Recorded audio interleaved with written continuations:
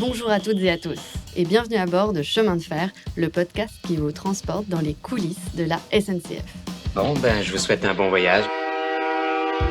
Pour ce premier épisode de la deuxième saison, embarquez pour un voyage dans le temps à la découverte des origines de la grande vitesse. Mesdames, Messieurs, bonsoir. Dans la grande histoire des chemins de fer, une naissance et un baptême aujourd'hui, ceux du TGV. Ce train super rapide dont les premiers pas sur le papier remontent à déjà 13 ans. 380 km/h, 515,3 km/h, 574,8 km/h.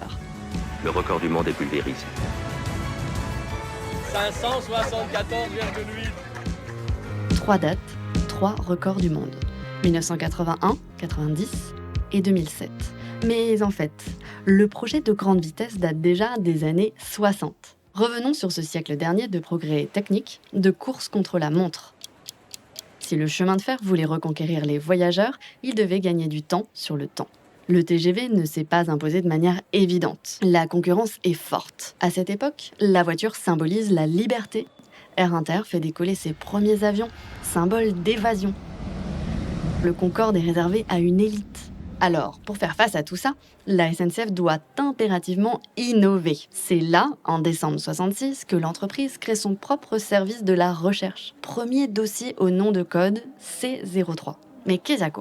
Pour mieux nous y retrouver, je vous propose de rencontrer Arnaud Passalacqua, docteur en histoire contemporaine à l'université Paris Diderot et ingénieur polytechnicien. Ses travaux portent sur l'histoire et la mobilité dans les métropoles européennes.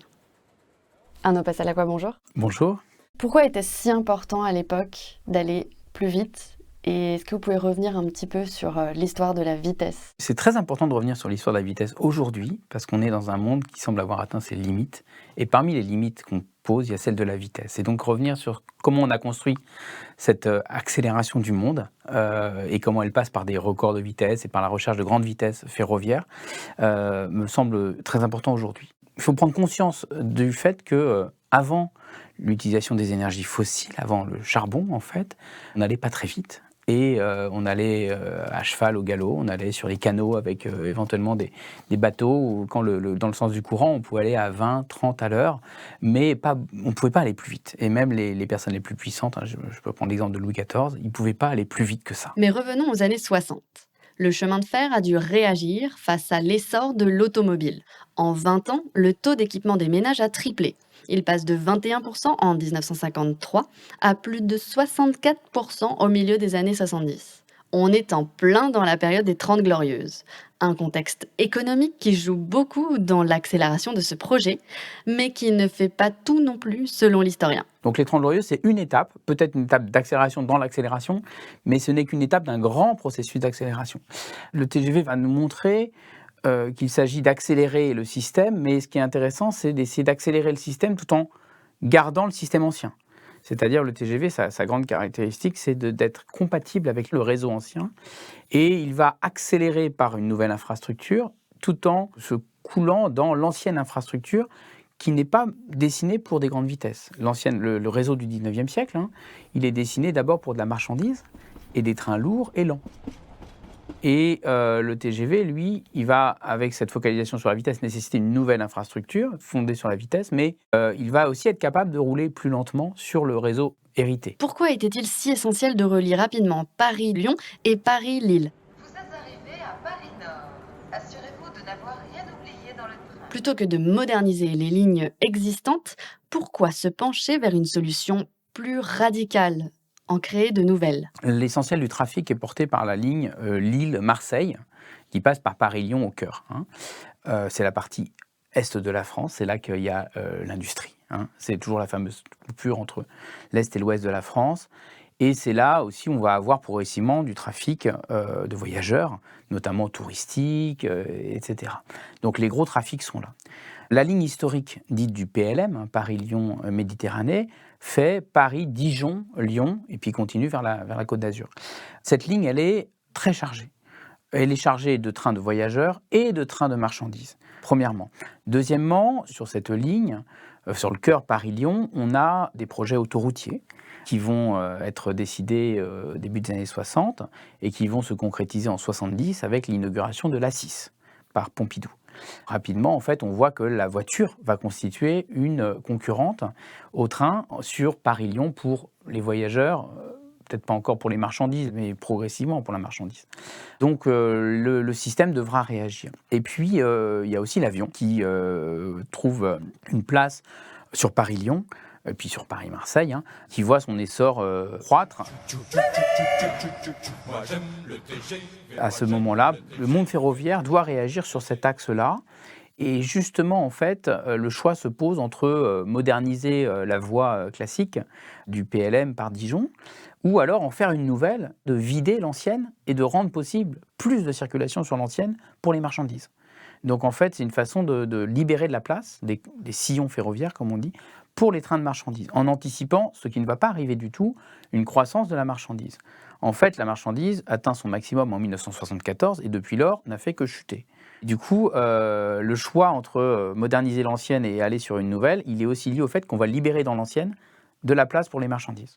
C'est donc dans ce contexte que le TGV s'impose comme un modèle économique. Moi, je pense que l'innovation principale du TGV n'est pas visible aux yeux des gens, c'est le modèle économique. Les années 60 sont un moment d'essor de ce qu'on appelle la socio-économie des transports, c'est-à-dire le développement de tout un appareil d'outils économiques pour mesurer les effets des transports.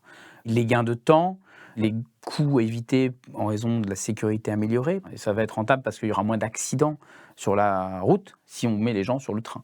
Donc tout un tas d'éléments qui sont calculés et qui sont ainsi intégrés dans un modèle économique qui va faire reposer la rentabilité sur le fait qu'il y a en fait un gain collectif. C'est-à-dire que si j'ai des gains de temps, je dis que les gens ont une certaine valeur du temps et ça me fait de l'argent. Et cet argent est assez virtuel parce qu'en fait, personne ne le débourse vraiment. Il est intéressant de noter aussi que tous ces outils de socio-économie des transports sont issus d'influences de modèle américain, états-unien. Une influence états-unienne, d'accord, mais le pays qui influence le plus la France vient d'un autre continent. Le Japon a inauguré en 1964 le Shinkansen qui relie Tokyo à Osaka et qui challenge le record de vitesse sur rail détenu par la SNCF depuis 1955. C'est donc le moment pour la France de se lancer. Le Japon, c'est un peu, c'est un traumatisme pour le monde ferroviaire français parce que évidemment le Japon, c'est un pays qui a perdu la guerre. Il se construit tout un processus de relance du Japon qui passe par les Jeux Olympiques de Tokyo de 64 et par l'inauguration du Shinkansen, donc le train à grande vitesse, aussi pour les Jeux Olympiques de Tokyo de 64, qui marque un coup d'éclat dans le monde ferroviaire avec une vitesse de pointe de 210 km/h.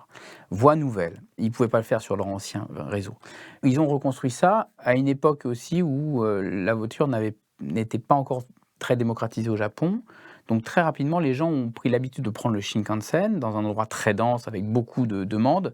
Donc c'est un très fort succès, le Shinkansen, très rapidement. Les Français sont un peu choqués, à tel point que certains veulent y voir la paternité française dans le Shinkansen parce que des ingénieurs japonais sont venus en France. Et il y a quelques mémoires orales d'anciens du TGV qui disent « bah non, ils nous ont tout piqué, c'est nous qui sommes les patrons, les pères du Shinkansen ». Moi, je pense que ça, c'est juste une réaction d'orgueil, de mal-être, en fait. Ils réagissent en se disant, bah voilà, d'une part, c'est possible, la grande vitesse ferroviaire est possible. D'autre part, la voie nouvelle est probablement la bonne solution. Alors, on n'a pas, nous, les densités en Europe de celle du Japon, mais il faut quand même desservir des pôles, des gros pôles. C'est là qu'arrive un projet phare, la création du service de la recherche. Roger Guibert, alors directeur général de la SNCF, sera le porteur de cette nouvelle vision, l'exploration de la vitesse sur voie nouvelle, le fameux projet C03. Quand les mutations se font, elles proviennent la plupart du temps de la convergence de choses qui d'un coup permettent de dire ça y est, c'est ça la solution. Alors là, quelles sont les autres grandes étapes? Alors là, je crois que l'étape décisive, donc ce projet C03 a été monté, peaufiné, présenté, amélioré, a été vendu. On a montré aux gens que vraiment rouler à 300 km/h, c'était tout à fait jouable. Arnaud Passalacqua rappelle que ce projet s'inscrit dans une démarche nationale. Notre pays cherche à briller à l'international et c'est un bon moyen. Le projet de TGV peut se comprendre comme redonner du projet au sein de la SNCF à une entreprise qui a fini son très gros projet de 30-40 ans qui est électrifier son réseau. Donc il faut relancer ses ingénieurs sur quelque chose. Et donc, d'où le service de la recherche va chercher un certain nombre de projets, et le TGV en est un. Aujourd'hui, un conducteur très particulier, François Mitterrand, pour expliquer que le TGV, comme d'autres services publics, doit permettre de créer des emplois, d'affronter la concurrence internationale. L'arrivée du TGV, en replaçant la région sur un grand itinéraire international, attirera des activités nouvelles et créera des emplois. Deuxièmement, la France, à l'époque, est lancée dans tout un tas de gros projets nationaux, passant par les transports, le paquebot France, inauguré en 1960 par De Gaulle à Saint-Nazaire. Il y a Orly Sud, 1961, qui vient marquer la question de la démocratisation de l'avion. On a, après, progressivement, on va avoir le Concorde en 69, le périphérique en 73, etc. Tout un tas de gros projets, le RER après. En ce sens, la SNCF qui va avoir son projet s'inscrit dans cette mystique nationale qui est qu'on va retrouver du prestige par les gros projets de transport qui signifient soit du prestige, soit de la vitesse. Parmi ces projets en fait, qui vont porter le prestige national, c'est le programme électronucléaire, qui entre en combinaison avec le TGV d'ailleurs. Mais c'est quoi ce service de la recherche et ce projet C03? Et qu'est-ce que ça représente pour l'entreprise? Notre interlocuteur va nous l'expliquer et décrypte les noms de code. La SNCF, il faut voir que c'est une très très grosse machine. C'est, alors en 66 exactement, je ne sais pas, mais au milieu du XXe siècle, c'est de l'ordre de 500 000 cheminots en France. Hein, donc on est vraiment sur des énormes machines, marquées par ce qui est le travail d'un exploitant ferroviaire, c'est-à-dire en fait la sécurité, d'abord la sécurité, donc c'est très très lourd, l'exploitation tous les jours la même chose, peu d'innovation parce qu'en fait il faut absolument que ça marche, quoi.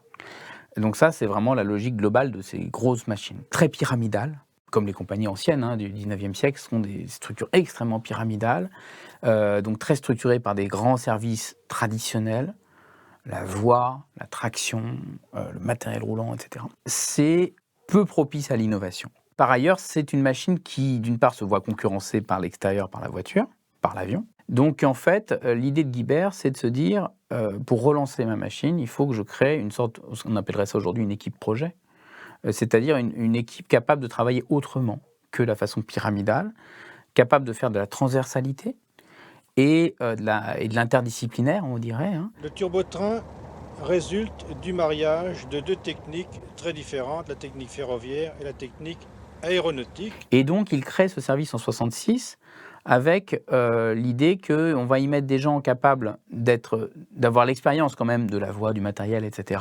Donc, ils viennent dans ce service qui savent de quoi ils parlent, mais qui ont compris qu'ils allaient être mis ensemble de façon interdisciplinaire, en croisant les domaines, et travailler avec une vision par projet.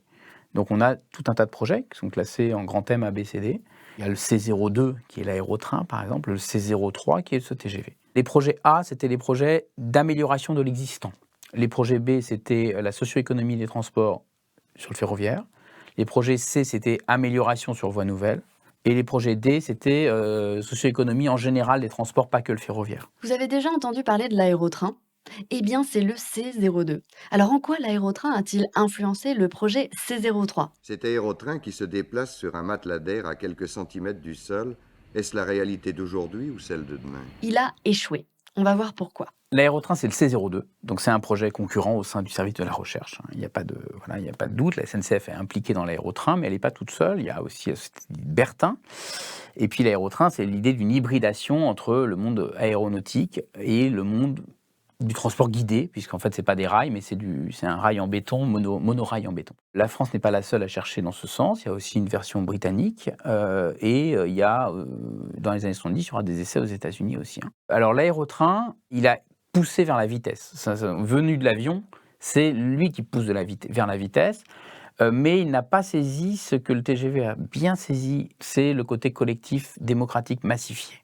L'aérotrain, par essence, était comme l'hyperloop de Elon Musk, quelque chose d'élitiste. Parce que des petits modules, parce que très cher, très coûteux, très bruyant par ailleurs, très consommateur d'énergie, en plus demandant un nouveau réseau, puisqu'il est incompatible avec ni l'autoroute, ni la voie ferroviaire. Il va se heurter au fait que, alors d'une part avec les énergétiques 73, etc., mais aussi au fait qu'il n'y avait pas de liaison pertinente pour lui. On n'a jamais trouvé la moindre. En fait, c'est une solution qui cherche son problème, l'aérotrain. C'est-à-dire qu'il répond à aucun problème. Celui qui s'impose, c'est le C03. Le TGV, lui, répond à tout un tas de problématiques. Alors que l'aérotrain ne peut circuler que sur ses propres voies.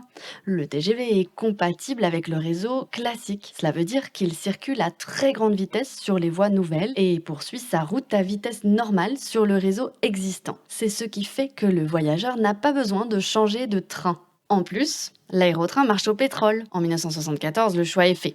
Le TGV sera électrique. C'est ce qui fait de lui l'un des modes de transport les plus respectueux de l'environnement. D'un point de vue énergétique, le train est toujours la solution la plus efficace parce que le contact roue-rail est très très efficace. Et alors le train est infiniment plus efficace que l'avion dans la question de la consommation pure d'énergie. Et d'autre part, d'un point de vue climatique, le train émet beaucoup moins de CO2. La France veut en finir avec les vols intérieurs de courte durée. Les députés ont entériné la suppression de certaines liaisons aériennes sur des distances pouvant être réalisées en train en moins de 2h30. À l'échelle européenne, je crois que c'est le train, c'est grosso modo un cinquième des émissions de CO2 d'un voyage en avion. Donc c'est quand même mieux. Aujourd'hui, le TGV a gagné le pari. Ce n'est pas un train de prestige pour les hommes d'affaires comme le Capitole ou le Mistral. C'est un train au tarif modéré avec plus de places en deuxième classe qu'en première, des trains fréquents et des horaires cadencés. De Nantes, je prends le TGV pour Paris. Je rejoins Jean-Michel Fourniot, venu tout droit de Grenoble en TGV. C'est le directeur de recherche à l'IFSTAR, l'Institut français des sciences et technologies des transports, de l'aménagement et des réseaux. Jean-Michel Fourniot, bonjour. Bonjour. Vous êtes chercheur et auteur du premier rapport sur les origines de la grande vitesse en France en 1988. Pourquoi avez-vous consacré vos premiers travaux à cette question, à peine 7 ans après la mise en service de la première ligne et avant même la deuxième? C'est l'époque où, avec un autre collègue, on s'intéressait aux questions de la décision et de la place de l'expertise dans la décision. Et donc, en fait, c'est cette période du milieu des années 60 qui voit la place de l'expertise économique, notamment, et de la modélisation, prendre beaucoup de place dans la préparation des décisions. Et l'idée, c'était d'aller voir dans différents domaines. La décision du TGV, c'était quelque chose d'intéressant de voir comment elle était venue et quelle avait été la place. Au départ, c'était ça la question. Quelle avait été la place des études économiques et de la modélisation des trafics, des nouveaux modèles qui étaient utilisés dans les études de transport, dans la décision du TGV. Au milieu des années 60, il y a des débats houleux au sein de la SNCF. Monsieur Fourniot nous rappelle d'ailleurs ce qu'était la révolte des colonels. Un certain nombre de futurs dirigeants, de hauts fonctionnaires de la SNCF, quadragénaires au milieu des années 60, qui protestent contre un certain immobilisme de la direction et de la présidence de la SNCF en 65. Et ça va avoir comme conséquence immédiate la création en septembre 65 d'une commission supérieure de la recherche. Et quand Roger Guibert devient directeur général de la SNCF 6 mois plus tard, en février 66, il demande à 4 des colonels, Paul Gentil, alias Dupuis et Marcel Tessier, il leur confie une mission pour dire comment créer une direction de la recherche. Guibert avait visité le Japon en 63. Il a été très impressionné par le centre de recherche qu'avaient créé les Japonais, qui avaient travaillé, qui avaient préparé le Tokaido. Il avait comme idée qu'il fallait essayer de faire quelque chose. À la même époque, les Britanniques avaient créé le centre technique ferroviaire de Derby. C'est l'idée de regrouper dans un même lieu toutes les divisions d'études techniques et de leur ajouter un aspect proprement recherche. Donc c'était des idées dans l'air à l'époque qu'on retrouve d'ailleurs dans d'autres domaine. C'est le début de tous les grands projets, de tous les grands programmes de recherche dans les télécoms, dans l'informatique en France. Donc on est dans une période de changement assez important en termes de conception de l'innovation, où cette question de l'innovation et du rôle de l'innovation dans le développement économique commence à prendre un rôle très important, donc au milieu des années 60. On y est. Certains pensaient qu'on ne pouvait pas réformer la SNCF. Mais elle a démontré le contraire avec Roger Guibert. Son rapport vert a tranché. Il faut dire qu'à l'époque, la SNCF appelait chaque dossier par une couleur. Là, le vert, c'est le fameux service de la recherche. Il avait un vrai rôle stratégique. Pourtant, il ne durera que jusqu'en 1975. Mais alors pourquoi le service de la recherche a-t-il disparu ? Alors ça, c'est lié à l'histoire du TGV. Finalement, le service de la recherche, dans tous les projets, il y a eu une soixantaine de projets, en tout une quarantaine vraiment de projets importants qui ont été confiés au service de la recherche. Le projet C03, mais plus largement le TGV, parce que le TGV il était alimenté, il était centralement sur le projet C03, qui est le projet dit de possibilités ferroviaires sur infrastructures nouvelles. Mais il y avait beaucoup d'autres projets qui concouraient à la conception du TGV, notamment toutes les études économiques, le thème B, ou d'optimum de la vitesse, etc. Finalement, le projet TGV a représenté pour le service de la recherche vraiment un projet essentiel. Finalement, tous les projets ont concouru au TGV. Donc, le TGV occupait tout l'espace, finalement, ou presque tout l'espace du service de la recherche. Une fois que le TGV était décidé, après 1974, la ligne Paris-Lyon en tout cas été décidée. Les autres projets, il y avait deux autres projets qui avaient été étudiés par le service de la recherche, c'est Paris-Nord, le TGV Nord, qui avait été étudié dans l'hypothèse où le tunnel de la Manche se ferait, donc ça a été reporté, mais ça avait été étudié dès le début des années 70, et le Paris-Est, vers l'Allemagne. Donc il y avait l'idée d'un réseau européen. Et là, c'était la question de l'industrialisation et de la fabrication du TGV Sud-Est. Et ça relevait complètement de la direction du matériel. Donc le service de la recherche a fait son temps, en gros. Merci beaucoup. Ce qui a été créé, c'est une direction de la recherche. Direction de la recherche qui existe toujours. Donc le service de la recherche n'a pas tout à fait disparu, il a été remplacé. Le TGV répond à une demande de transport. C'est un système technique innovant, même son design est une innovation commerciale. Autre innovation très importante dans le système TGV, c'est l'idée de la fréquence, rendre la vitesse plus accessible en somme. On fait des trains à l'heure. Un train toutes les heures. Et donc, avec l'idée là, qui vient de l'avion, plus besoin d'horaire, plus besoin de checks. Et en gros, les voyageurs, ils viennent, ils savent que dans l'heure, ils vont avoir leur train. Et donc ça, c'est vraiment une idée très nouvelle qui prend complètement le contre-pied du modèle du Capitole, des Trans-Europe Express, où il y avait un train le matin, un train le midi, un train le soir. C'était pour le trafic d'affaires. Il n'y avait pas besoin de fréquence. Maintenant, on a un transport de masse, sécurisé, et la SNCF a réussi à faire entrer dans le quotidien des citoyens français le TGV. Les essais auront duré au total 6 ans, le temps qu'il fallait pour mettre au point, dans les moindres détails, le cahier des charges des futures rames de série. Bienvenue à bord du train le plus rapide du monde. On continue la saison avec un épisode spécialement dédié à la couleur orange de cette mythique rame. Le designer Jacques Cooper a réussi à convaincre Jean Dupuis, le PDG de la SNCF de l'époque, de sortir vraiment de l'ordinaire, à condition d'être un orange explosif. Et avant de nous quitter, n'hésitez pas à aller admirer ce fameux TGV orange à la Cité du Train de Mulhouse, le plus grand musée ferroviaire d'Europe.